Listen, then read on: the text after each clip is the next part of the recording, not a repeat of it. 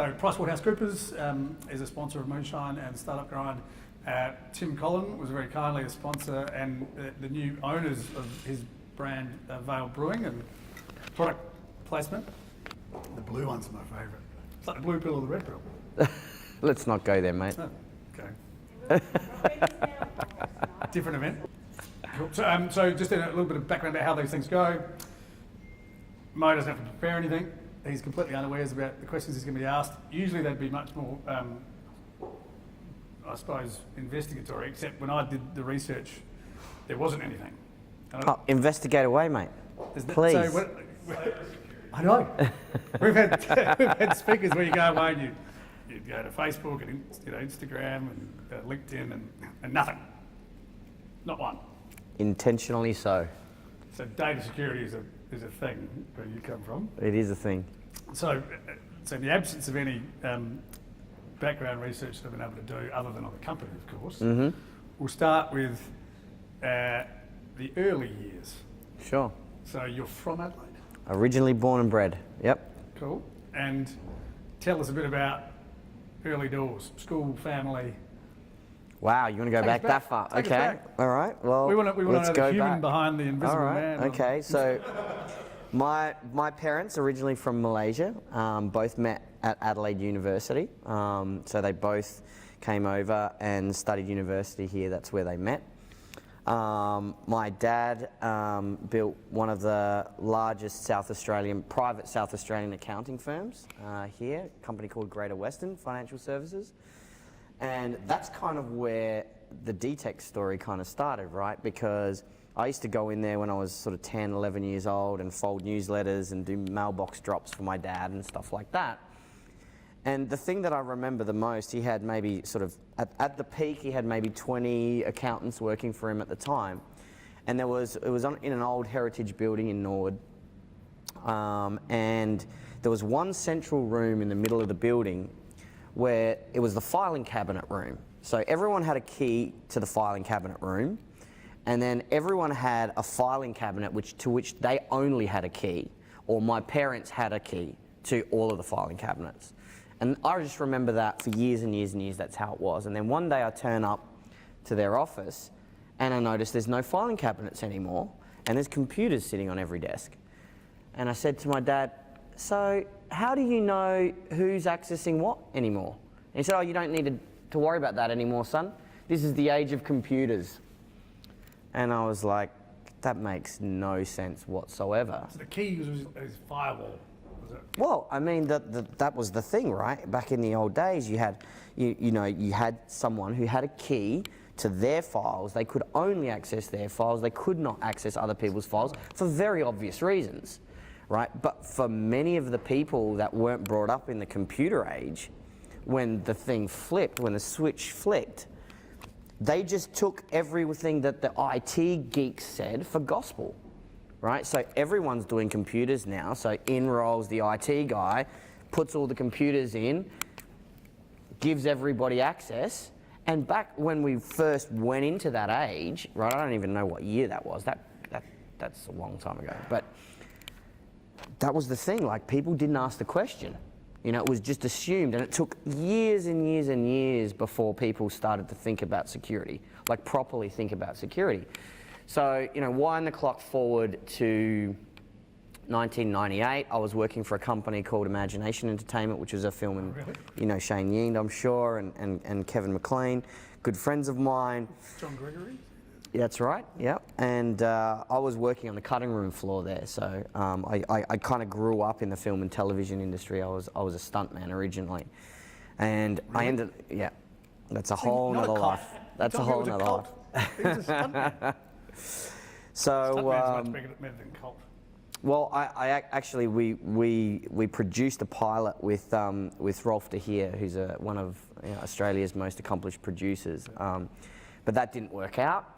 And you know, when that didn't work out, we figured out ourselves that now we have to have our own money to invest in our own productions. Otherwise, we're forever beholden to the money men in the industry. So that's when I kind of went to work for Kevin and Shane. They had a division called Footage Online, And it was the very first ever online stock footage library. So what we used to do was go around, well, I wasn't in that business at the time, but what they used to do was go around to all the stock footage libraries in the world, which is where all the advertising companies would go. If they were making an advert for TV, they'd have to go and look at hours and hours of 15 seconds of footage, 5 seconds of footage, and they'd have to fly to various stock footage libraries around the world to look at these little clips of footage. It was a really inefficient way of doing things. So they came up with a really interesting idea, which was to digitize all that stock footage, put it online, and enable advertising agencies to actually look at it online and go, yeah, that's the piece I want. And then they could go and order that piece, and it would save them a lot of time and money. But processing, back in those days, processing that footage to make it high quality enough, high resolution enough to be able to really see the quality of the footage was very difficult to do. It required a lot of processing power. So the guy who was running that footage online business actually ended up getting fired because he was defrauding the company. And one of the things that they saw that he was doing was actually using an IT company that he knew to commission work to be done, very expensive work to be done, without getting a multiple quotes and choosing the right, solution. So I was on the cutting room floor, and at the time when they got rid of this guy, it was a very stressful time for them. I was there late one night. Kevin McLean was always late there. So he came up to me and said, "Mo, what are you up to?" I said, "I'm just on the cutting room floor as usual."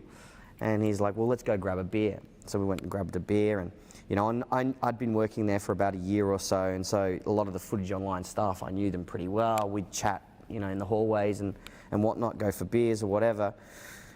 And so we started talking. He was like, we got this problem with footage online, and we need someone who knows what they're doing. I've got to find someone. It's very hard to do. Long story short, I ended up working in that business.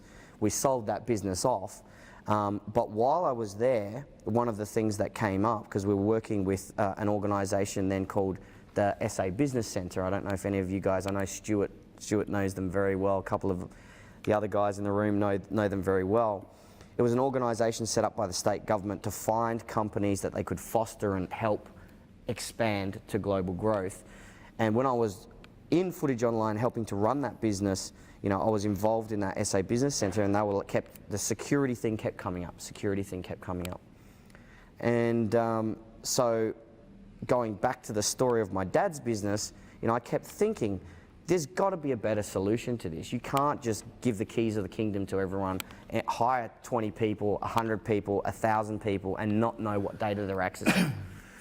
And so it was at that... Just trust that they'll obey their and employment trust contracts. that they'll obey their employment contracts or not make any mistakes. Yeah. And so it was at that point that I went back to the SA Business Centre and I said, hey, I've got an idea for a business. And at that time, I'd met a couple of kids, literally kids, 16, 17 years old at the time, that had dropped out of Blackwood High School, that had developed, basically what happened, they were hacking into the school network, changing their grades, all that kind of stuff. Brilliant. And the principal and the IT administrator for the school had collared these two boys and said, right, you've got two choices. You're going to be expelled, or you help us take back control of the school network. And so these two boys said, okay, yeah, we don't want to be expelled, we'll help you. And then they realised, with I think it was 350 kids in the school, even they could not see everything that was going on. So they had developed a very rudimentary type software that what it would do is they'd install this piece of software on every computer in the school, and it would dump a log to a single screen, and it required someone to watch that screen 24 hours, 7 days a week, or during the school period, and go, catch that kid over there, catch that kid over there, catch that kid over there. And when I met these kids, I was like, wow, that's pretty interesting. How did you meet them or hear about them? So back to the Footage Online story, we went back and we examined all the mistakes that had been made that this guy had done, and one of the biggest things was they were spending too much money on the IT gear and the computing power, and they didn't go out and assess the market for where can we get the best deal to build this stuff. I went to a real geek friend of mine and said, who do you know? And he said, well, I know this, if you want to do it cheap and get good quality output, I know 2 kids that are building these systems. They know a distributor, and they're so trusted by this distributor, this hardware distributor, that he gives them the kit. They build it for you for nothing, and if it works, you pay them. And if it doesn't work, they take it back and they give it back to him. I'm like, okay. So I went back to Kevin and I said, what do you reckon? Should we give it a go? He's like, what have we got to lose? So we got him in. They built the systems. They built it better than anyone had ever built for like a fraction of the price. It worked. We paid them. And I was like, what are you kids doing? Why aren't you in school? And then they told me about their business that they were trying to get off the ground. And they said, it's really good software. We sold it to 5 schools. I'm like, really? That's incredible. How much have you sold it for? $500 a school. I was like, all right. I kind of left it there until I found out that it required each of those 5 schools to hire somebody full-time to sit in a chair and watch what was going up the screen. So effectively, each school was paying about 25 grand for that individual and $500. Okay, doesn't seem like much, but for a school to spend that much money, that's significant. So that's when I took it to the government and said, what do you think? I think we could take this and push it out into the government space and push it out into the private sector enterprise space. And they said, well, it's a good concept, go away and write a business plan. So this lady called Susan Andrews, so she is unbelievable. She's still going hard today. Yeah. And if it wasn't for her, I definitely wouldn't have got this business off the ground. She believed in it from day dot. I think I was 22 at the time. Cheers, Susan, if you ever watch this. Cheers, Susan, if you're watching. And she said, okay, well, it's a good idea. I like the concept. Go away and write a business plan. Come back and we'll see what we can do. So I'd never written a business plan before. So I wrote this business plan. I handed it over to her and she had somebody else with her and they were thumbing through this thing. And I go, what do you think? And they said, it's crap. It's really shit. I'm like, great. And they're like, but here's what we'll do. We'll give you 5 grand, which you're going to spend with Ernst & Young, and they're going to help you write the business plan. I'm like, fine. So I went and met this guy by the name of Darius Coveney, Adelaide boy, and he was running Ernst & Young Corporate Finance at the time. So I got to know him very well. We spent a couple of weeks really preparing a proper business plan. We took it back to them. They gave us our first 150 grand. And that's how we started Dtex. So we got that off the ground, wind the clock forward a couple years. We raised a lot more money from state government. And they pushed us up to Aus Industry. We raised quite a lot more there. We were supposed to have finished a prototype. We're in 3 years in at that point. We're supposed to have finished a prototype, nowhere near close to a prototype, because we're talking about enterprise grade here, yeah. like proper enterprise grade. And they said we can't. Is that when you told Peter Vroom you needed $5 million? Where's Peter? I told him that a long time before then. But you know, cut a long story short, Darius Coveney from Ernst & Young came on board as our CFO. We went out to raise money. We failed raising money from all the Australian VCs. Back in those days, there was maybe 5 credible Australian VCs. What year are we talking? That's got to be 2003, 4 by that stage. We went and saw all of those VCs, and and one of the frustrating things that all of them said, we're very interested, and then they dive into due diligence. So you're managing 3 or 4 VCs all at one time. All of them are giving you the signs that they want to invest and diving deep. But the problem is, and I still think it's the problem with Australian VCs still today, is they take the financial aspect first before they start looking at what is the market for this, what is the product fit, what is the team. Whereas in Silicon Valley and other parts like Boston and DC and London, they'll look at the team first. First and foremost, they'll look at the market, they'll look at the team, and then they'll look at the financials. Because when you're a startup, there really isn't any financials. There's nothing to think of. You know, if you want to do due diligence, it's got to be on the people, right? And it's got to be on the market fit of the product. So, you know, we went through all the Australian VCs, they dragged us out, we got nowhere. 9 months, 12 months of really going through this due diligence where you're actually not building the product, you're actually not selling anything, you're focused on raising capital.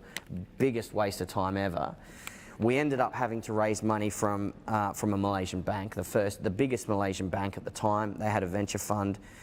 But the problem was, when they invested in us, they said, we'll only invest in you if you move the headquarters to Malaysia. That was a disaster. Because this bank, all they were interested in was our software working on their environment to satisfy their internal requirements. They weren't interested in the company at all. Wind the clock forward 3 years of pain. We end up buying them out. We did a management buyout of the bank, and we flipped the company to London. So we actually, this is 2006 by that stage, 2006, we entered a national competition here in Australia. It was called The Secrets of IT or something like that. And we won the security category nationally for that. And the award was provided by UK Trade and Investment. And UK Trade and Investment were amazing, right? So they wanted to showcase us as a company that had won this award in Australia. They funded us to fly to London, and they did a whole bunch of business matching with potential customers and partners and channel and that kind of stuff. And it really went very well. And then they enticed us with some subsidies, et cetera, to move to London. So we moved the company to London, and that's really kind of where we took off. And UK Trade and Investment, through the whole time, 6-7 years we were in London, they kept using us as a showcase. They kept case studying us. They kept bringing us to new opportunities, and they really helped us to grow that. Did they any UK government work? Was government a big client? It did. Our very first significant customer in the UK was Ministry of Justice. So it was a very big contract for us, in the millions of pounds. But that was 2008. And what happened next was the big crash of 2009, right? So that was probably the hardest year of my entire life. What actually happened there was we had the contract with them, with Ministry of Justice. We had another contract with a big UK bank. And they said to us as soon as the crash happened, I was there in front of Lehman Brothers building when people started walking out. No one knew what had happened yet. I was having lunch in the square there, and people started walking out with TV screens, paintings, desks, chairs, and we just started seeing people come out of the building, and we're like, what the hell's going on here? And then the news came out. It was just like Lehman's crashed. And then everything just went down like dominoes from there. And that was the center of it all, right? London. Couple weeks later, the bank calls us up, and Ministry of Justice called us up, and they said, look, guys, we still need to deliver this project, but we're not sure when we can pay you. Okay, we went for another month. We're still spending the money to deliver. We're not getting paid. A month later, we go back to them and we say, okay, guys, when are we going to get paid? At least give us a date, and we can go and try and finance this thing, right? We can't give you a date. So we had to walk away from our two biggest contracts in the world at that time. And we had a finite amount of capital. We had a UK-based investor, high net worth family, that had invested in the company, and they were big in property in London, and the property market dried up straight away. That was the first, banking dried up, and then property dried up. And so they had to exit all of their kind of non-core investments. We were one of those. They said, sorry, can't help you, sell the company. I'm like, how do you want me to sell the company? My two biggest contracts aren't paying me. I haven't got anything to sell. What do you want me to do? And they're like, sorry, we're out. So that was the time when, I used to wake up in the middle of the night, like, not knowing what's going on, cold sweats, the whole bit. And I went back to the staff and I said, look, guys, we're going to have to make a massive pivot. And we decided we're going to pivot towards the telco industry. Telco still had money. Margins were tight, but we thought, they'd get cyber. That's the market we're going after. I came back here. I dove into family, friends, relatives, anyone I could beg, borrow, and steal from. Went back up there and said to the staff, look, guys, I think we can go after T-Mobile. I think that's our best opportunity. I think we're 3 months away from a big deal there, but I haven't got enough money to pay you all for 3 months. What I'd like to propose, and we're all sitting in the office, which was getting smaller and smaller by the day. And how many people on the team at this point? We'd gone down from, in London, we'd gone down from about 20 people to 10 core people. And I said to him, look, what we're going to do, what I'm proposing is to move you guys all down to half salaries for that 3-month period. Once we close the deal, I'll pay you back, I'll double what I owed you, and I'll give you equity in the company. Everybody stayed. We got to that end of that 3 months.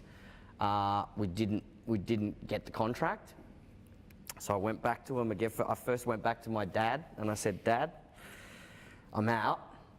And my dad and my uncle, I said, I'm out. And they said, you said 3 months, right? That's it. This is your last chance. We'll give you another month. So I got funding enough from my dad and my uncle to go back and go for another month. We didn't pull it in. And everyone's looking at me and saying, well, that's it. And I tried to ask my dad for more money, my uncle for more money. They said, that's it. Plus, we're coming to get your family. If you don't bring them back next week, we're coming to get them. My dad got on a plane. He took my kids and my wife, and he came back here. He said, you're on your own, kid. See you later. Good luck. And so that's where I was sitting. So I went back to the staff and I said, all right, we're down to 0 wages for the next couple of months, guys. Who's with me? They all stuck around, and we closed the deal 2 months later. And it was a multi-million-pound deal. We got out of that one by the skin of our teeth. So that was a very tough time in my life. Because there's a lot being that is crazy. Because there's a lot being spoken about, not just recently, but beyond sort of fundamental mental health, but the whole mirage of these overnight successes. Yeah. Where they're talking about, we never heard of this company, and suddenly they're worth $1 billion and IPOing and. Yep. I don't know anything about that. No, but all of the people that are the subject of those stories also say, oh no, that we went through those. Yeah. Yep. Well, people say the valley to me now, of death. People say to me now, you're at the right place at the right time. I go, nah, I'm just still here. Literally the first 10 years of our business was just staying alive. It was just hand to mouth the whole way. Investors, friends and family, angels, whatever, customers. The last 3 years of that 10 years was, which customers are actually going to pay us money quick enough for us to pay our wages. That was literally how it was. And, so when people say, you got to be first to market, I always question that. People ask me, are you going to do this again? And I'm always hesitant, right? But if I was to do it again, I definitely wouldn't want to be the first to market, because you've got to read the market timing, and it's extremely hard to do. Like, if you think about it, the concept to us makes total sense. How can you employ 1,000 people or 10,000 people and not know what data they're accessing? Today we get it. Yeah. I got it back then, but it was just. You spend half your time on demand generation and education rather than actually just out there selling to a And you do not want to be the educator in the market. That is a shit place to be. You want other people to do the educating, and you want to come in and clean up behind that, right? So I spent the first 10 years at least just educating the market and picking what I could get. And then in the last 9 years, it kind of grabbed legs and started to go. That's when it's kind of people started to think about cybersecurity became a thing, right? In the last 10 years, cybersecurity became a thing. And then it became so hot that just people were pouring into the industry. Like, money was coming from places you never heard of before, startup companies from every corner of the earth. So when you go to RSA and there's 55,000 people there, RSA is the biggest global conference in cybersecurity, which was last week in San Francisco. What does it stand for? RSA is one of the biggest cybersecurity companies in the world. They've actually dropped away, but their conference has still stayed the biggest. You go there and there was so much noise. If you wind the clock back 5 years ago, you just don't even, if you're a buyer of cybersecurity products and you're a big bank or you're a big telco or you're a big mining company, you just don't even know where to look. There was just so much choice. But most of it was vaporware. And it's really only in the last 3 years that vaporware has dried up. And people have started to become more savvy now. People have started to understand what cybersecurity really means. And people are really paying attention to what counts. And that's when our business has just gone. So you got to stick it out, right? And the most difficult thing for me, and the lesson that I always tell to everyone that's starting up or scaling up or whatever it is, it's not important to be the first to market. It's important to time it and be there when the market takes off. You know, which is difficult because you've got to have the product ready, you've got to be fit for market, you've got to have enough capital behind you that you can throw the bucks behind the marketing when the moment hits. But you've got to survive to that point first, right? Did you ever hire those two kids? They're my co-founders, right? So there was 2 of us on the business side, there was 2 of us on the technical side, 4 co-founders, 2 of them left and went and did other things like 5, 6 years in, and 2 of us are still with the business, yeah. It's fantastic. Yeah. And for the people here, Dtex is that's what it's been called since day one? Since day one, yep. As in like Dtex. It's very good. You're quick, mate, you're quick. I know. It took me a while. But so when I jumped on the website and had a look around and trying to understand, obviously, enterprise software, looking after big corporations, there was some pretty famous names on the client register, and there was all this info about Gartner saying it was a super cool vendor for insider threat. And I'm thinking, is that like the Russell Crowe cigarette guy, or is it literally detecting people just ripping data out of intellectual property out of corporations? Insider threat was coined by Gartner pretty much after the Snowden event. Yep. For those of you who don't know, Snowden was the biggest kind of whistleblower of all time. But for the US government, you know, the amount of data that he stole without them knowing it was just incredible. Like pretty much everything that was bad that they were trying to hide from the world was in that treasure trove of data that he exfilled. So that was kind of when insider threat was known. But look, that term insider threat means a lot of different things to a lot of people. But when we're talking in cybersecurity, insider threat means anybody that's inside your business and doing things that they shouldn't be doing. So it means not just malicious people that have authorized access that are doing bad things, but it also means authorized people that are making mistakes every day. And that's the biggest problem, is employees and contractors that don't know they're making mistakes, that are opening up holes for bad guys to get in. And that's emailing that customer export to the mailing list and or just I got a great one for you that everyone will understand. So we have a customer that if I told you the name of this customer, everybody in this room would recognize who they are. Very big brand. I can't tell you the name. And the Williams. No, and Citibank? I'm not going to tell you the name. No, both on the website. I can't be too upset. So this company, you know, what we do is we deploy a piece of software. It's a very, very lightweight collector. It deploys to all of the computer systems, servers, desktops, laptops, everything. And it captures a very specific audit trail about what's happening on those devices so that you can go back and look at that at any point in time. And we've developed an analytics engine which in real time can tell you where bad things are happening, bad behaviors. But we anonymize all that data so no one can ever see who the individual is that they're looking at. They're just literally looking for bad behaviors. And then if they see a bad behavior, then they can go and request permission to know who that bad actor is, whether it's a human being inside the company or whether it's somebody that's hacked in using that human being's credentials to do bad things, right? Or mistakes that several people are making. So that's pretty much what we do. And this company, we found they were building a brand new secure facility, highly secure facility, and they were in the construction phase or the design phase for that building. And what we found was somebody, we didn't know who, somebody accessing blueprints on the World Wide Web of that building. Everything, the whole entire blueprints of that building were out there on the public web. And we were like, holy shit, this is bad. And we're like, we should figure out who this person is. So we got the permission to unmask the details of who this user is. We said, who is this user? Oh shit, it's the CEO of the company. So we tapped the CEO of that company, very big global corporation that everyone in this room would know who they are. We tapped that guy on the shoulder and we said, dude, what the hell?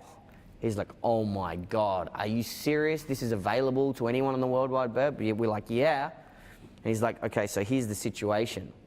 I was late for my board meeting. The architects who are so damn slow, which I'm so pissed off with, I picked up the phone to the CEO of the architect company. I said, where's my blueprints? I need them for my board meeting. You got 20 minutes to get them to me. He fires up Dropbox, sends me the link. I don't think twice. I go and pull it down from Dropbox. Nobody password protected it. Simple, right? Things that people don't even think about. CEO, are you going to stop him from accessing Dropbox? You're not going to stop him from accessing anything. Not even for the board meeting. Right? So that's the kind of things that we're faced with, right? Silly mistakes that people make, which the bad guys out there are so clever at figuring out where to get data like that. They have automated crawlers that crawl the web looking for stuff that's open access that might be sensitive IP or customer records or details, things like that. So that's pretty much the game that we're playing. And one of the companies on your site is Williams, a Formula One racing team. What do you do for those guys? I'm going there this weekend, actually. So we've got the Australian GP, in Melbourne. So Williams is one of our customers. They've been a customer of ours for about 8 years, and I'm happy to share this because the CIO of Williams, the Chief Information Officer for Williams, actually tells this story to people he meets. Within a 12-month period that we've been working at Williams, we've caught 7 engineers, senior engineers, trying to leave with their entire race car program. People ask, why is that? What are they going to do with that? Well, think about motorsport as an industry, and then think about Formula One. There's a very finite amount of teams in Formula One. That means there's a very finite amount of jobs for Formula One engineers. So what happens? They go from Ferrari to McLaren to Williams to Ferrari to Lotus to Force India, back to Williams, back to Ferrari. This is what happens every single year. From Red Bull to Renault. From Red Bull to Renault. Red Bull, we've done a lot of work with Red Bull as well. And so what actually happens is, as they're leaving, it's such a competitive space, like just the rear wing end plate. The design for that rear wing end plate, you have no idea about the millions of dollars and time that goes into designing that rear wing end plate. That's just one piece of the car, right? Then you've got suspension, you've got aero, you've got everything. So they're taking the crown jewels with them when they leave. Right. And to make matters worse, every time they're on a track, every time they're trackside, they have telemetry that runs from the car direct back to the factory. So for Williams, their factory is based in Oxford in the UK. So whatever's happening in Melbourne this weekend, constantly in real time, that telemetry is going back to the off-track race team in Oxford, and they're processing that data as quickly as they can to look at what's going on with the car, what's going on with the driver, how can we recommend to the driver to change this, flip that, do that to get the lap time faster every single second. It's full on. That's cool. Sorry to interrupt. Sure. But, so they're not on site, they're actually overseas. They're actually overseas. So you have trackside engineers. Anybody can steal that data and ping it back too. Well, I mean, anyone with the nous can steal that data and have done, right? So you have trackside engineers, you have a handful of engineers that are trackside with the car, with the driver in Melbourne this weekend, but most of the team is back at Oxford. I always thought they were on site. No. So most of the team is back in Oxford, and this is for every team that's racing. All of the heavy lifting is done out there. The guys at the trackside are just focused on what needs to be fixed on the car, what needs to be done with the driver, blah, blah, blah, blah, blah. But they take most of their instructions from the guys back at base that are doing all the analytics and processing that data and figuring out what's going on. So, if someone hacks the car, it's totally doable. Anything that's connected to the internet is hackable, period. Period. Doesn't matter how good the security is. Anyone that thinks they can buy a security piece of technology and hire the best people and stop someone from hacking in is completely deluded, right? We're all hackable. So best path is just monitoring what's going on and trying to identify. Yeah, case in point. Risk So points. case in point, right? People ask me, how can you be a successful business person without a LinkedIn account? I don't have LinkedIn, I don't have Facebook, I have no social media presence whatsoever. Why? Because I'm paranoid. Why? Because you fucking well should be. The amount of, so the things we're facing right now in Australian companies, massive fraud is going on. And Australian companies are being targeted like you wouldn't believe. What they're actually doing is they've gotten smart. In 1 o'clock back 3 to 5 years ago, they used to target executives in the company by spear phishing them. So spear phishing means I'm not just sending you a random email that you might click on and it installs malware. What I'm actually doing is figuring out who you normally get emails from, and I'm pretending to be them and sending you an email that you probably won't recognize is not from that person unless you know them implicitly and something in that email makes you twig, right? So nowadays, the spear phishing has gotten so sophisticated that what they're doing is they're going onto LinkedIn and they're saying, okay, here's this company, this is the finance team, and they're building a map. You can easily build a map of the finance team from LinkedIn, really easily. And you go, okay, this is the finance team, who's their assistants, blah, blah, blah, and you figure out, okay, I wonder if this person sent an email to that person, and then that person forwarded to that person, that would give me access to the finance department. And that's what they're doing. They're doing those targeted spear phishing attacks no longer to the target person because they know those people have gotten savvy now. So they're actually going 2 hops to get to that person. And then they're actually saying, you know, oh, we need, there's new account details for this particular supplier. Can you please update your records? They're not asking you to transfer money. Please update your records. And then the very next transfer you make to that legitimate company that you always transfer money to, bam, it's going to a new account number. And they're extracting hundreds of millions of dollars from Australian companies. Right now, most of them don't even know about it until it's too late. That's happening as we speak. Have you sold this movie plot back to Imagination Entertainment to get them to... It's quite exciting, right? Well, I mean, you know, this is it's a very interesting time to be in cybersecurity. There's no question about that, and I'm very excited about what's happening here in Adelaide. And I think we have a unique situation right now where we have such talented people coming out of our education system that when you compare to Silicon Valley, particularly in data science and cybersecurity, we have a very unique opportunity now that if we don't stand up and say, here we are, we're open for business, we're missing a once-in-a-lifetime opportunity. Because historically it used to be the case that you'd grow up here and you'd do your school, education, uni, etc., but you'd leave so you could learn and then maybe one day come back. The boomerang Right. is kind of what you do, Right, yeah. And Do you think you can now stay and lead the conversation rather than lead? well, absolutely. So with a caveat, right? If you want to build, if you're a true global entrepreneur and you want to build a global business, to think that you can stay in Adelaide, as in not leave Adelaide, is, I mean, that's just unbelievable, right? Maybe in the future that's the case, but right now, if you want to if you're a salesperson and you're a business development person, you need to be where the customers are, period. And let's face it, the customers are not here en masse. But that doesn't mean that you have to move the headquarters of your company from here. It can be run from here, it can be built from here. The sales and marketing needs to be where the customers are, right? The biz dev needs to be where the customers are. And that's the big change, and that's the important change, because you can build an infrastructure and you can build an engineering team here at a fraction of the cost to Silicon Valley and still be at the same quality and the same standard and deliver that globally. And that's the breaking point that we're at right now. Is there any visibility of that fact amongst American investors, do you think, that there's value It's starting to happen. So, here? As the burn rates don't exist. 'Cause well, you're it's not gonna happen organically. Or, you know, it may happen organically over the next 5 to 10 years. That's not good enough. We have to actually intervene. And so 5 weeks ago, I think it is now, we took the Premier and a group of people from Adelaide out to Silicon Valley to meet some of the Silicon Valley investors and some of the Silicon Valley buyers. And the buyers are so much more important than the VCs. And I'll tell you why. If you're a startup company or a scale-up company, if you don't have customers or even customer conversations, you're dead in the water.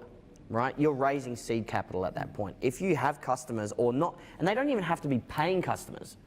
If they're customers that will say, we're trying their stuff right now, here's what we like about it, here's what we don't like about it, and here's what we've told them they need to fix. VCs love that. That is a mature startup. If you're a startup that says, we have a great technology that we've developed here, we have no customers, we haven't had any conversations with the market yet, they're going to go, come back and tell us when you're ready. Regardless of the size of the market, how good your tech is, how good the team is, right? You need to be close to the customers. That's got to be, for every startup, my number one recommendation is get as quickly as you can to the customer conversation. You don't even need a prototype to have a customer conversation. Engage the customers, get them to be your believer, get them on the journey with you, get them bought into that journey with you, because that is what's going to draw the capital in. So we took the Premier and a bunch of ministers, etc., out there. They were super impressed, and more importantly, Silicon Valley was impressed with the way we're leaning into it and the way that we're promoting the talent that we have down here.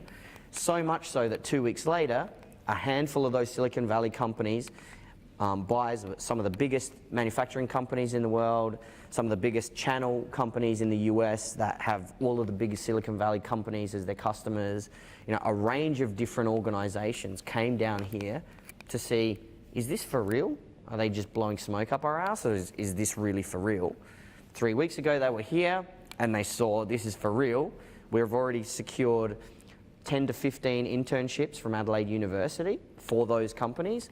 One of the companies out there that is... And they were looking specifically at cybersecurity or more broad? They were looking at cybersecurity and data science. Yep. Those were the two areas that they were specifically looking for, because in Silicon Valley, for a cybersecurity person or a data scientist, they're paying sometimes 300% of market value.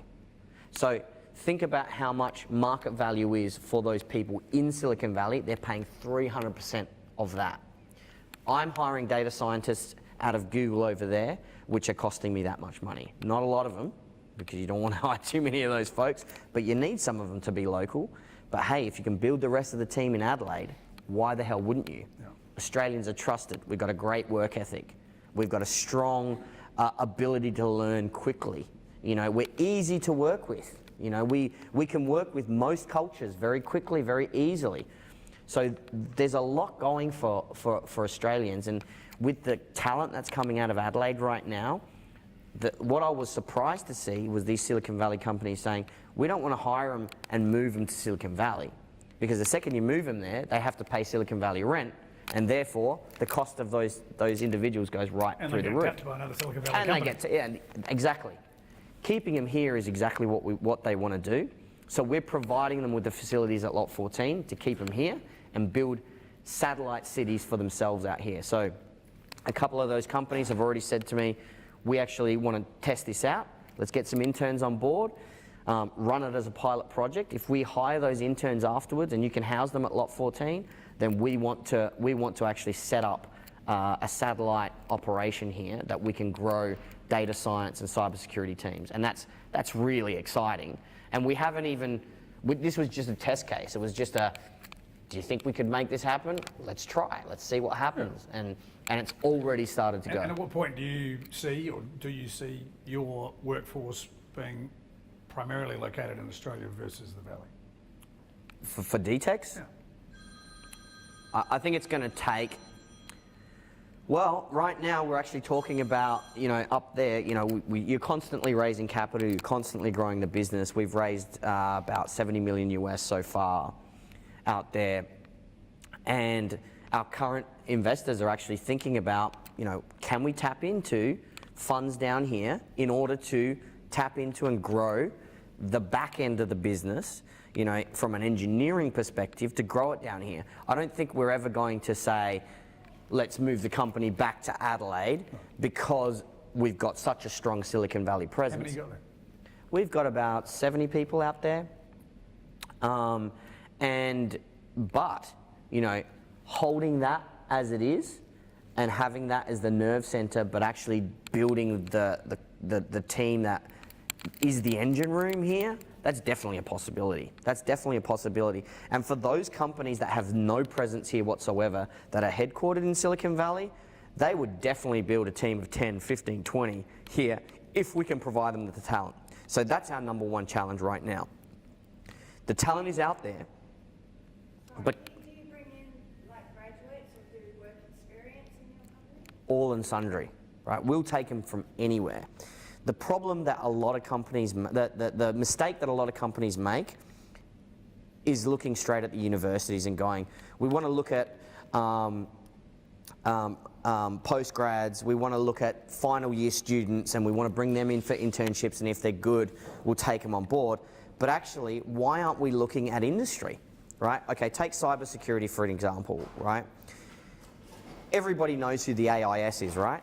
Australian Institute of Sports. For the last 10 years, the AIS, what they do is they go out to every high school, every university, or anywhere they can, and they go, right, we need to build a rowing team.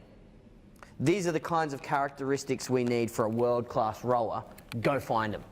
And even if they've never rowed a day in their life, they'll bring them in, they'll give them a pair of oars, and they'll try them out. And they'll invest money to try them out. They'll say, we need a team of track cyclists. These are the characteristics we need, right? And they do psychometric testing of these individuals. You can totally do that for any other skill set. Are you doing it? We're doing it right now. So we're doing it for cybersecurity right now. We're actually hiring, under the Office of the Chief Entrepreneur, we're actually hiring someone full-time to run those psychometric tests, figure out what types of skill sets we need in cybersecurity, and then we're going to go out to universities, secondary schools all throughout the state. We're going to go out to industry as well, because you've got a whole heap of help desk people, support people that have got the skills that have never had the ability to test those skills for cyber. They'd love to get into cyber, but they've never had an opportunity before. Find those people. We're building a centre that will be able to take those people that have an interest, show the psychometric results, put them into the lab, get them to try their skills, spit them out the other side. Some of them won't make it, but a lot of them will. And those are the ones we can put in seats straight away. Because actually, in things like cyber, if you've done a 3-year course in cybersecurity, guess what? For me to hire them, I have to unteach them the first 2 years. Complete waste of time. In cyber, things are changing so quickly, it's only the last 12 months, if the modules are taught right, that's valuable. You have to unteach them the rest. So why are we only looking at university degrees for these people?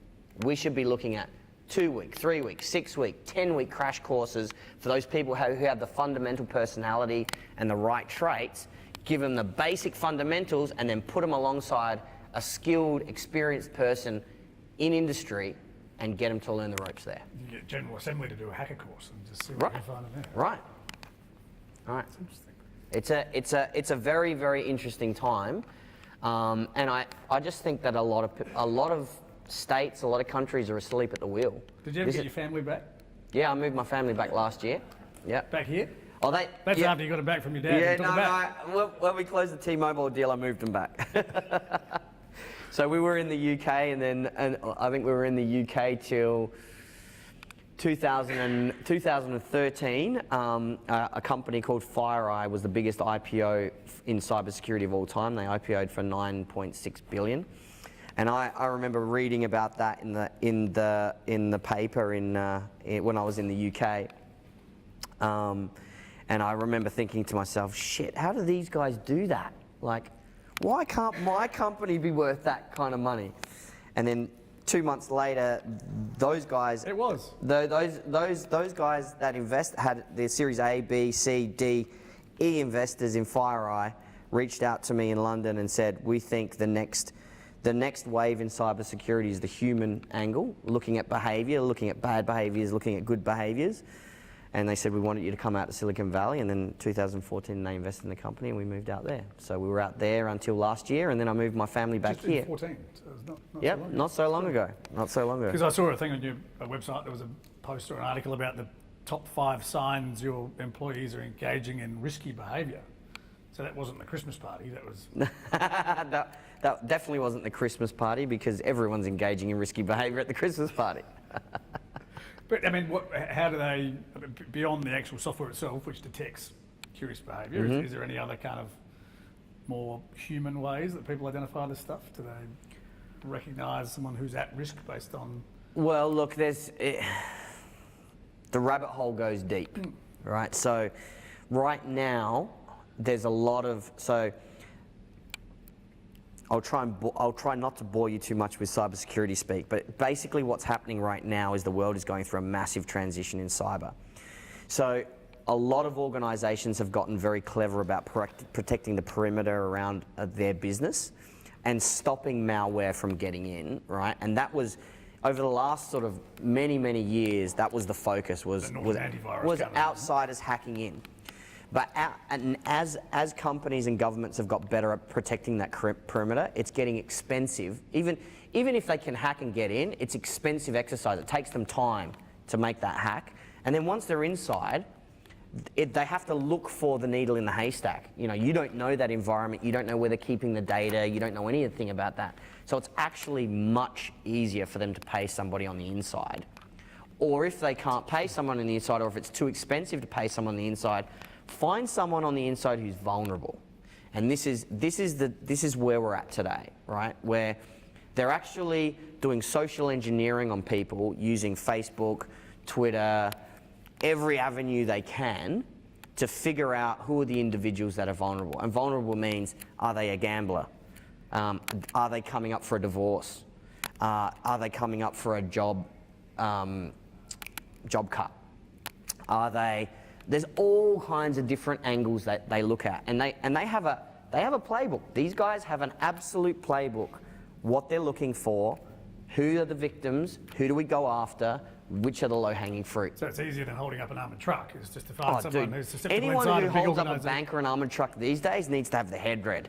My God, the amount of money that you can extract without any footprint if you have the right group of savvy individuals. You don't even need to be hackers these days. No. You just need to be able to socially engineer, like literally socially engineer. So manipulate someone with access. I have a customer in the UK who is a very high-profile security agency that they have had problems where people go out for lunch and leave their security badge around their neck, and they just get followed into the pub, and they get followed into the restaurant for lunch, and someone sits down at the table next to them and listens out and goes, okay, there's an issue here. I'm going to follow this person, and by the way, I can look at their name tag and I can figure out who they are straight away, and then I'm going to go and study that person. And then I'm going to bump into them when they're having a beer and go, how's it going? Get to know them. If you can socially engineer, like you don't need to be a hacker to socially engineer that individual. You get inside their mind and you figure out how you're going to blackmail them. And that happens every single day. Every single day. It's amazing. So, you know, some people don't want me to tell that story because they're not ready to hear it. And they think that I'm fear-mongering, but that's just reality. And people that aren't ready to hear those stories aren't living in reality. So it's interesting, and one of the questions I wanted to ask as well was, as you're growing and the face of cybersecurity is changing, how do you find people that don't find flaws in your own software and systems? Oh, dude, we have people looking for flaws in our software all the time. Our customers, our partners, our own people, hackers. You know, we use educational institutions are the best places to test your stuff because the younger the student, the better they are. Literally. The younger kids seem to be so good at reverse engineering this stuff and finding the holes. That's where we do a lot of our testing, right? So, you know, you can invite them or not, they're still going to come and try and hack your shit, right? The second you say, I'm good at cybersecurity, they're going to try and hack your shit. And if you're not ready for that, then you're finished. And it's not about stopping people from hacking your shit. You're never going to be able to do that. What it's about is how prepared are you that when they do and they get you and they put that shit on the dark web or they put your customers' details up for sale, how ready are you for that situation? How prepared are you to go out with the right communications and marketing team ready to be able to address that issue and tell the world, yes, we got hit, but here's what we had in place. Here's what we were doing to tackle that problem. This is not new to us. We already had a plan in place. We are protecting our customers. We are protecting our employees. Here's what measures we've taken to prepare for that. Because when you do get hit, and you will get hit, you know, how quickly do you respond to protect your customers, to protect your people? So when you hear news like Facebook going down overnight as an organisation of its size and I suppose proliferation in the world, do you immediately think that's a security issue that brought them down, or was it? No, really it's a infrastructure? Could be any morality number. issue that brought Facebook down. I mean, this was coming Morality. from. It's a morality issue. So the morality server crashed. The morality server crashed a long time ago, my friend. So, you know, people are not happy with Facebook. You know, I've been saying this to my family for more than 10 years. Be careful. Be very careful about what you do. I don't know how many of you guys know the story about Cambridge Analytica, but that was kind of the start of the end, right? Facebook sold everyone's data to Cambridge Analytica to be able to profile us for the purposes of selling that analytics to organisations that can control the political landscape, right? That's a serious, significant thing. And people down here were like, oh, well, that's America. It doesn't affect us. Wind the clock back 2 weeks ago. What happened? Our parliament was hacked. All 3 political parties were hacked. Really? Yep. I didn't hear that. Front page of the news, mate. Current So affairs. it's happening all around us, right? So, you know, it's not that I'm saying everyone should be paranoid and scared, but everyone should be prepared. Everyone should understand the situation as it is, and everyone should be prepared for the outcome, right? As long as you have, you know, the right risk appetite and risk awareness, then you know how to respond, and you can respond quickly. You can usually just rely on that when that photo comes out. I was young, I needed the money. And that's it. Maybe you can, mate. You know, no apologies. I'm going to throw open some questions now, please. if I can. Yeah. And because I think this has been a pretty cool conversation. It is a movie. It's probably 25 movies.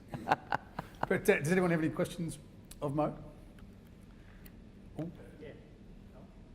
Go for Man it. in front. I'm really interested in your observation about Adelaide as a potential hotspot for talent. Yep. My question is, so if you think about like the comparatives, obviously, you know, cheaper than Silicon Valley, good training, etc. But there's probably millions of cities around the world that I could say have got those characteristics. Maybe not millions, but yeah. Okay. Yeah. Okay. And you know, obviously you have a connection here, which gives you the. Yep. Is there anything that we can actually say is special about Adelaide that you've got your eye on? Yeah, 100%. There's many special things, right? So the fact that I've been able to move back here is testament to the fact, right? So for the last 3 years, I think it is, Lonely Planet has rated Adelaide as one of the top 10 most livable cities in the world, number 1. And it's one of the reasons it's most livable is because of the lifestyle, but also because of the cost of living, right? That's huge, right? Melbourne's always in the top 10, and yet it's not one of the most cost-effective places to live anymore. And traffic is a massive issue, right? People are leaving Sydney in droves right now. You have no idea how many of my Sydney friends are like, find me a job in Adelaide, Mo. We're there in a heartbeat, right? And it's very real. This is not just my network. This is people in droves, right? So number 1, I think, is the lifestyle of what we have here. It's very special. It's extremely special. Number 2 is the trust factor, right? Like, you cannot find another country or another culture like Australia that is literally trusted by every other country in the world, without fail. Say that again? Oh, well, I would beg to differ on that one. No, Canada as well, but hey, it's fucking cold. Everyone likes your Prime Minister, that's about it.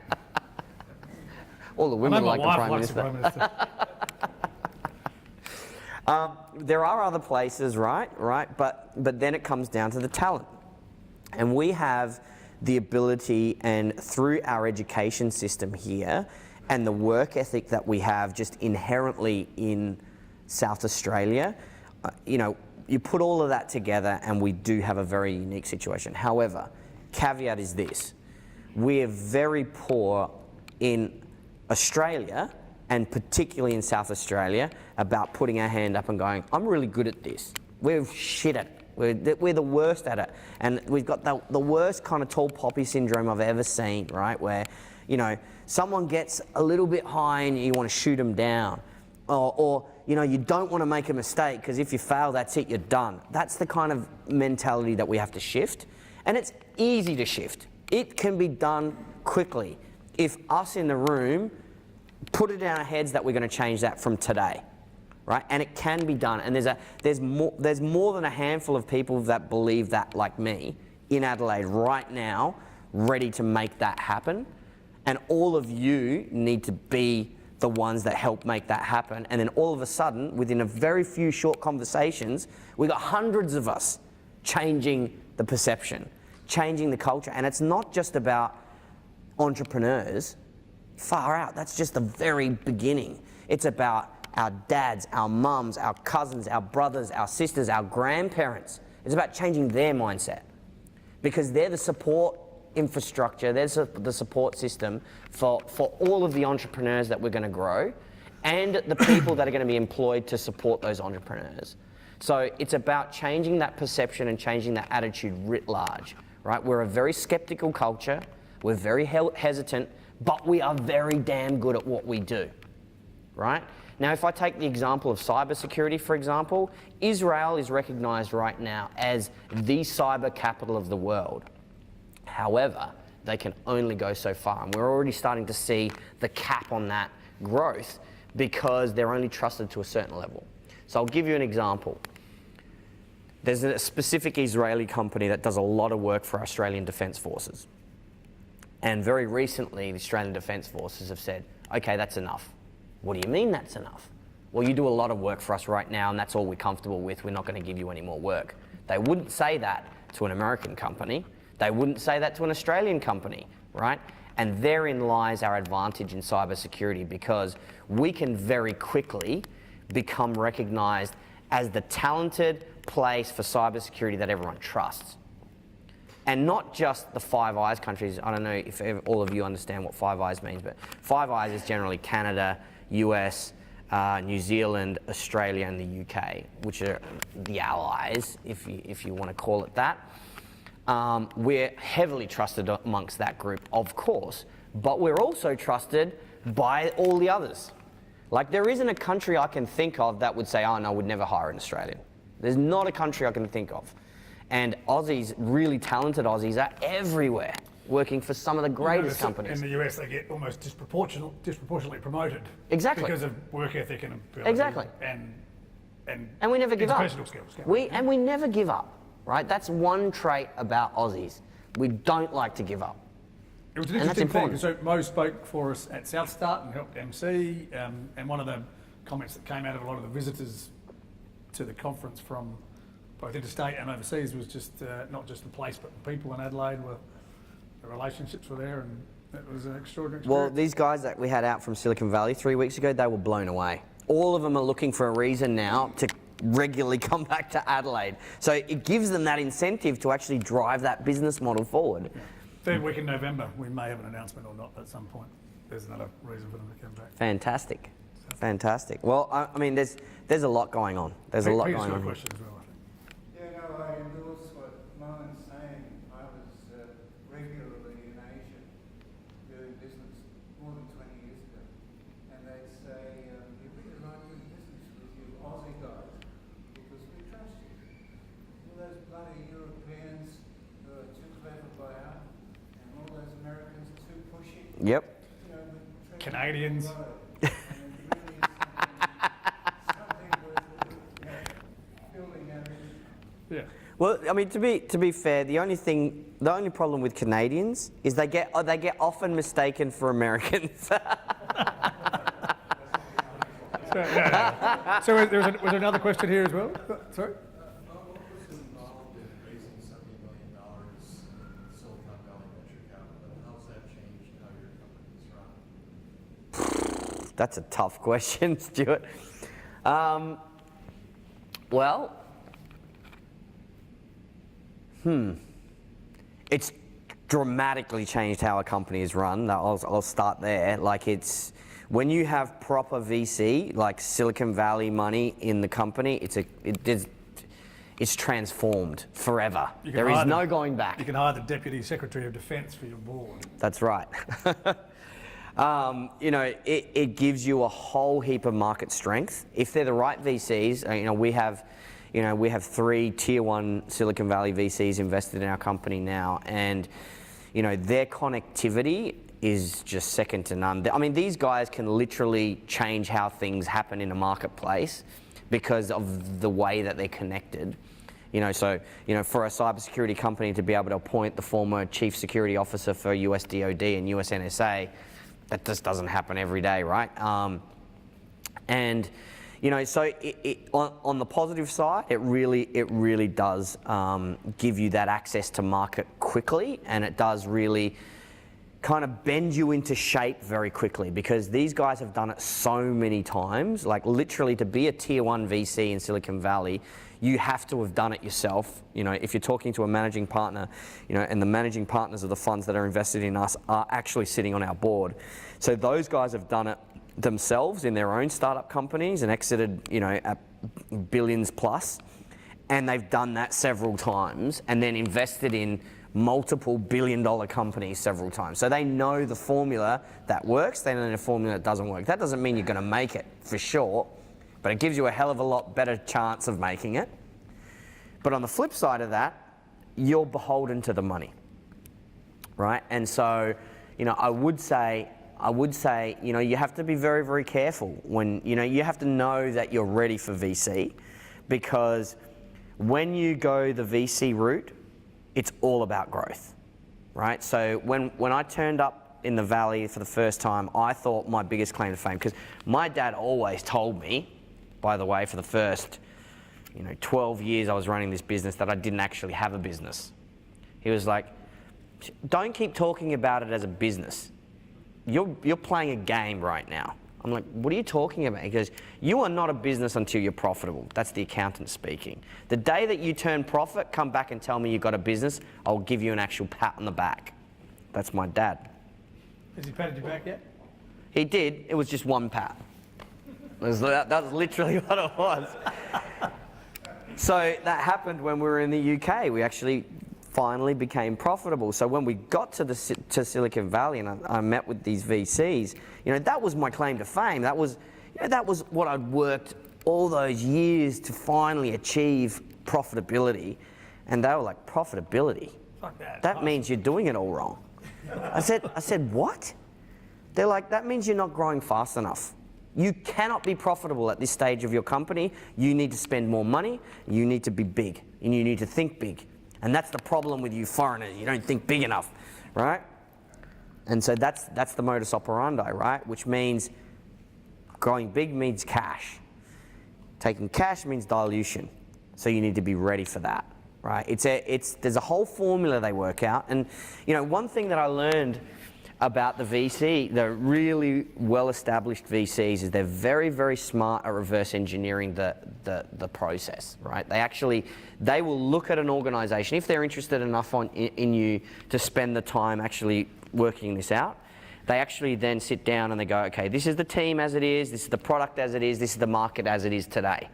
They will look at that, and very quickly and very succinctly, they go, this is the exit.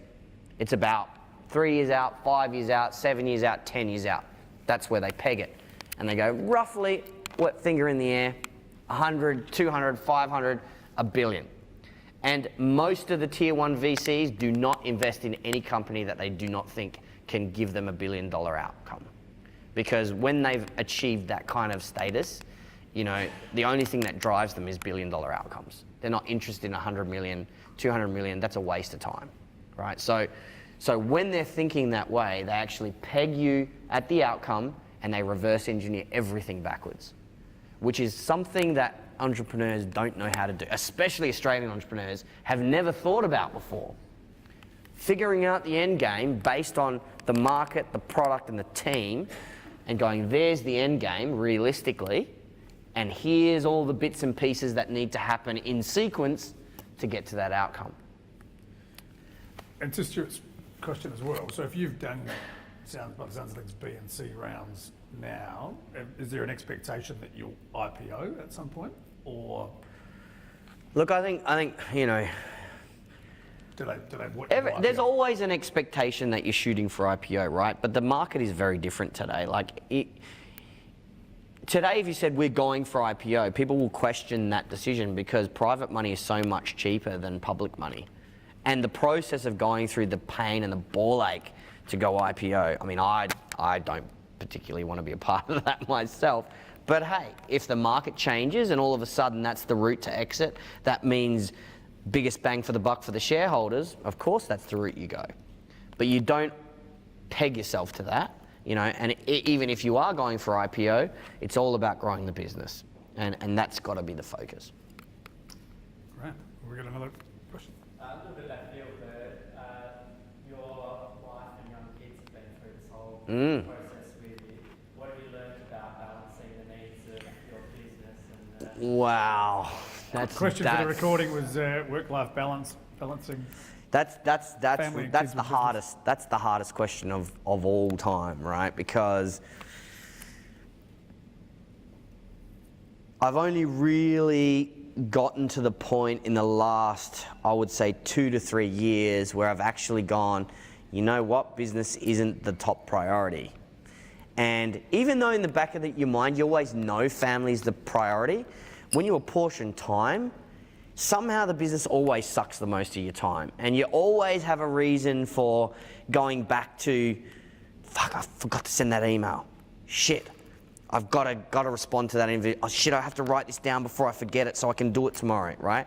And all those little 5-minute bits and pieces add up to hours worth of extra time that you put in when you're not spending with your kids and with your wife or your family, right? And that's been really tough for me. Like, you know, a couple of things led me back home. Like, I'm one of those people that never wanted to leave Adelaide.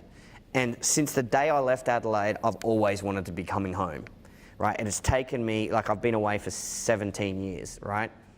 And the moment that I knew I could come home was, well, our business has reached a certain stage, for one, but, you know, I met with the very first ever cybersecurity minister for Australia, a guy by the name of Dan Tian. This was, you know, 2 years ago now, and he said to me, when you're next in Australia, I'd like you to come to Canberra. I want to meet with you. So I went to see him, and I said, you know, what's this all about? And he said, well, I want you to teach me how we stop guys like you in the future. I'm like, what the hell are you talking about? And he's like, well, you know, all you guys that are good at building cybersecurity businesses, you all leave. You know, how do we stop that? You know, you're a Silicon Valley company now. You're not an Australian company anymore. I'm like, well, that's a very good question, Dan. And the reality is we go where the customers are, right? And we go where the capital takes us. And if we don't have Australian businesses and Australian government supporting startup companies, this is not a cyber problem. This is a tech problem, right? If we don't have Australian businesses and government committing to trying our products, not even buying, just trying and giving us feedback, we're going to go where they will. And so he's like, well, we need your help to make sure we can change that mindset. And that's when I decided, I think now is the time for me to come back. He introduced me to Stephen Marshall before he was the Premier. He bought into that vision as well. And I thought, look, maybe now is the time where we can really, you know, shift the needle here. And I think we really are. Cool. Cool. One last one. I support everything that you've said. My question to you is coming back to what you're saying about the education system. You know, chuck away the first 2 years. What I see is if we want to be, should we say, visioning much higher, we need to be much more responsive and much faster within the education system to be able to do that. Are you able to give any idea or direction about how you could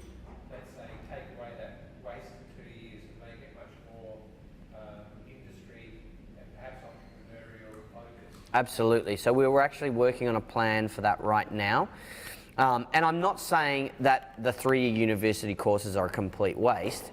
You know, in cybersecurity, things are moving that quickly that, you know, the first 2 years are almost, you know, a waste. But that's the nature of cyber. It's not the same when you talk about data science, for example. You know, that fundamental grounding in that 3 years is very important if you're talking about data science and many, many other different types of courses. But what we don't have right now is an ecosystem of education, right? It's very, very focused on high school and tertiary education from a university perspective. TAFE has a major part to play, but other alternative tertiary education needs to come up now, right? And it should be industry-led. It should be, you know, any kinds of things that will enable an individual to take their skills and develop the bridge that gets them from academia to practicality. So apprenticeships and traineeships are a really important part of that, right? So right now at the Office of the Chief Entrepreneur, we have got a massive focus on traineeships and changing the stigma of apprenticeships where all the mums and the pops out there think, oh yeah, if you're going to do an apprenticeship, you're going to become a plumber or an electrician, right? Those days have got to be gone. And again, that mindset needs to shift where we're offering apprenticeships. I'm offering apprenticeships right now. You know, Silicon Valley companies are prepared to offer apprenticeships to Adelaide people right now to get them in seats alongside an expert to learn the quick way. You know, that's the quick way. You know, the more practical we can be, the less academic we can be, the better. So just flipping that on the head, the other side that I saw in the US is there's much more of a mentorship. Sure. And there isn't that in Australia. No. And I think that's what I see as the really big gap is that Yep. the skills in Australia are very much siloed. Yep. And how we can break that siloing. Yep. And give, I think the place where America has had its advantage Mm-hmm. is because of this sharing and mentoring across all levels. Yep. Whereas we don't do that. Absolutely. So have you heard of a company called Life Journey? So Life Journey is a company that was started in Maryland, Virginia. And we're bringing them here now. So Optus has invested in Life Journey to bring them here to South Australia, and we're working very closely with Optus and Life Journey. What they do is they identify mentors, like people like me or any of you guys that have accomplished something in your life in a specific career, and they build a story of your life and they put it online, and you become a story about how you can go from where you are now in high school or primary school and the journey you can take to get there. And you can have a whole raft of mentors to choose from, and you go, oh, I'm interested in this person for who they are and what they've become. I can connect with that mentor, and that mentor will interact with me to give me advice along the way to, you know, what steps next to take in education, what things to try out, what things to research, you know, and give them that ability. And you can have multiple mentors in various different fields. It's a great platform. I've never seen anything like it before in my life, and the success rate is phenomenal. So that's just one approach, and we need multiple approaches. But these are the types of things that, you know, we need to be open to here. Ways and means to create those mentorships at scale. But it's a good point, very good point. Can I suggest one other option? Sure. Internships for lecturers. Oh, absolutely. That's a good one. That's good. That's a good one, because if you don't have the lecturers up to speed, you know, how are the kids going to get up to speed? That's a really good one. That's good. There's a very unkind saying in that sort of space. About those who can that do and those who can't teach. Or something. Well, but I don't think that's true. I actually contest that quite strongly, because there is, you know, I mean, you're always going to get anomalies to the rule, but I inherently believe that people that want to be teachers, you know, and I know a lot of people that have always wanted to be teachers and become great teachers, they really want to share and they really want to help people grow and learn, but they can only go so far if we don't do as you've said and give them that grassroots practical understanding as well. Like there's a, one of the things that I do seriously attest to is entrepreneurial teachers and lecturers that have never built a business before. That's the biggest oxymoron I've ever heard of, right? I would just add to that, successful business, there's plenty of them that fail. Well, There's some I will lessons in that, disagree. though. I will Yeah. disagree. I will strongly disagree to that statement, because actually the ones that have failed and failed many times over are often much more adept to being able to teach others than the ones who have succeeded, you know, by luck. And let's face it, right? There's always luck involved. No matter how smart you are, no matter how well you time the market, you know, no matter how successful you are like Tim, I'm sure Tim will attest to this. There's always an element of luck, right? Timing is everything. And you can't time the market. You can't say, market, stop right now, I'm ready. You can't do that. There's so many factors, and luck always plays a part. So, you know, and I think that's a big mind shift that we have to make, right? The ones that have failed should be celebrated. And especially if they've failed and they're trying again. That is absolutely, if we're going to be competitive down here in Adelaide, that is a mind shift that we need to have. I would say that is the big difference between Australia, what you were saying earlier, is the tall poppy reverse, is that people who fail don't get an opportunity to pick up. Whereas in the States, if you fail, it's almost like... It's celebrated. It's celebrated. So this is a good point, right? Because when I first raised my first round in Silicon Valley, they didn't ask me what I thought my successes were. They asked me what I thought my failures were. That was eye-opening for me, right? In the very first meeting. So what do you think you could have done better? Where have you failed in your past? That was, and we're not just talking about Dtex, we're talking about in the history since you were born. Tell us everything you can about what you could have done better. It's a great way of looking at it, right? This has been a pretty bloody eye-opening conversation. Thank you, Mo. Thank you, I think we mate. have to wrap it up there, because I think we've tipped over about an hour and a half of footage. A few people falling over on their chairs. 20 beers into the conversation. But thank you very much. Thanks, mate. Thanks, Appreciate it. Thanks, guys.